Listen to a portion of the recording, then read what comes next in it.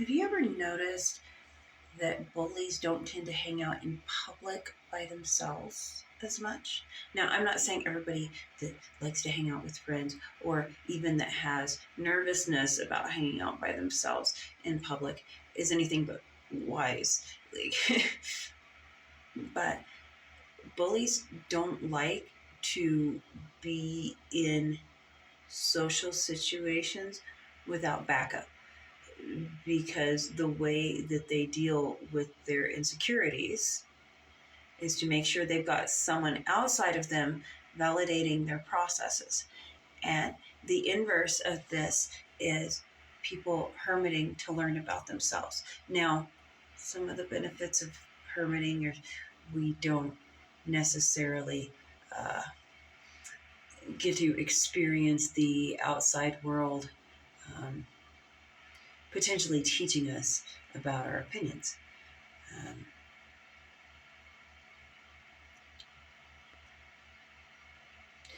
when I was growing up, I noticed that bullies always needed at least a sidekick, if not a group, to feel confident in themselves.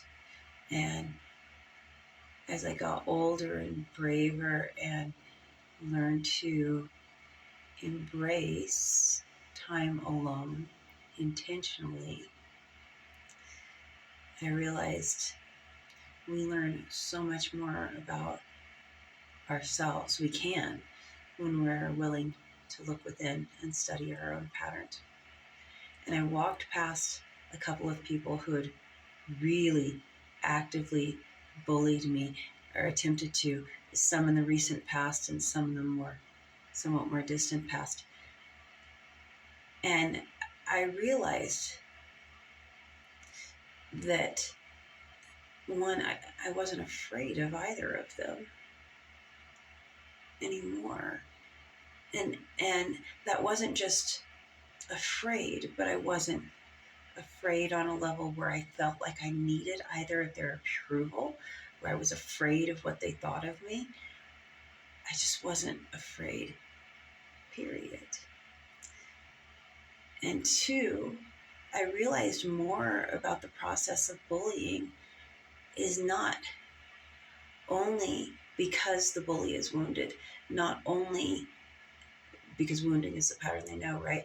Not only because the bully is trying to deal with being afraid, which in the past led me to cutting way too much slack in my life for bullies. And while it's wonderful to exercise compassion, we need to exercise compassion with boundaries, or we wind up feeding ourselves as doormats to just be eternally chewed by bullies. And it's inviting our own personal version of hell, right?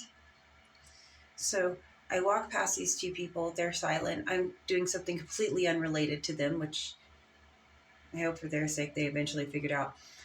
But I flash back to it because some of them and their friends are in this super vivid dream, and I wake up from it, so I can't help but think of them because they're all there. And this wasn't like a one of those dreams where your subconscious is working through things. They were all there. And I'm increasing awareness of the pattern of the concept of humiliation rituals, and that not all of this is just out of ignorance, not knowing better how to deal with the wounding, but that so much of bullying, although often unconsciously, is feeding into someone's intentional structure, different kind of pyramid pattern of feeding off the people who are afraid of disapproval. And very rightly so, because for multiple generations, society has taught us that you can die for being an outcast. We are born with the function of self-preservation, that if you are rejected by your parents or caretakers, You didn't eat and you died. They got upset and they killed you and you die. So we learn to adapt because those of us who lived were the ones who learned to adapt. Okay, we can go more into the psychology of that, and there's other people on the internet that do a great job of going into the psychology of that. John Assaraf, the brain whisperer, has spent a lifetime that he's not done with yet, as far as I know, but he spent a lifetime studying this and innovating this, and there are others in that did the research that led to this, and who have continued the research since then. And I get that we're hardwired for preservation, and I get that as people learn more, therefore become less ignorant, because ignorant is just not knowing better, right? That they are less likely to continue. I'd like to think that they're less likely to continue unsustainable behaviors in society. But we get fed a rush from the power of bullying. And that feeding structure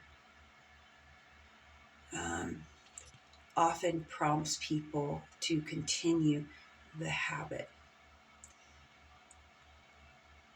And it is vitally important that we continue to stand up for ourselves more and better. And it's also important we don't get a rush out of putting other people down. There is a feeling of empowerment, but it feels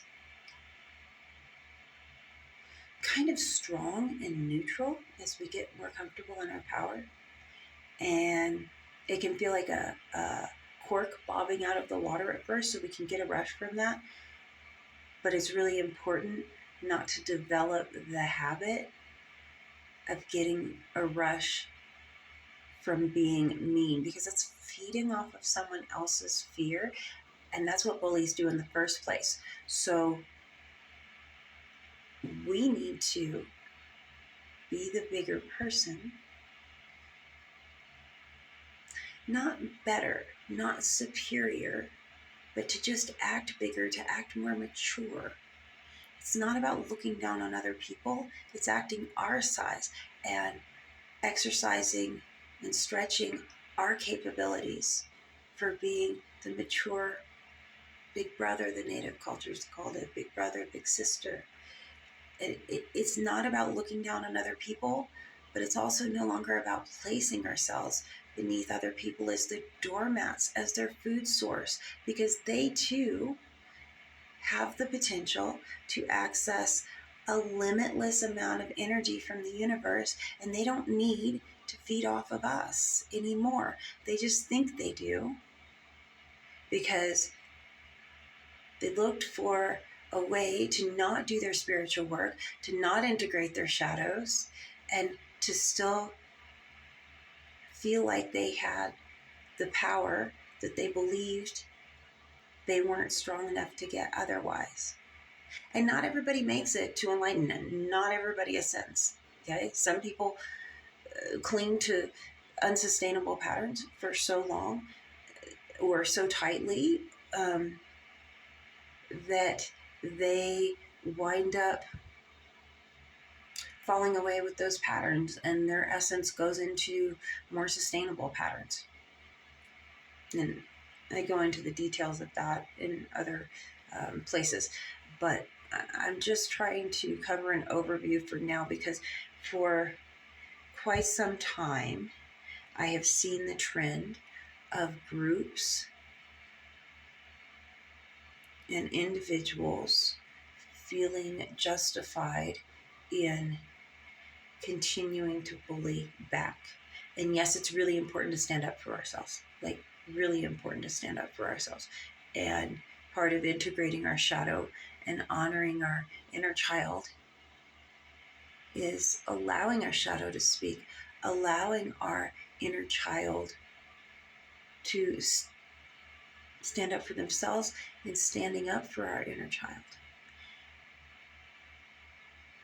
But we also need to remember the softer side of compassion, and that we're on a learning planet, and that we cannot end war by always warring back.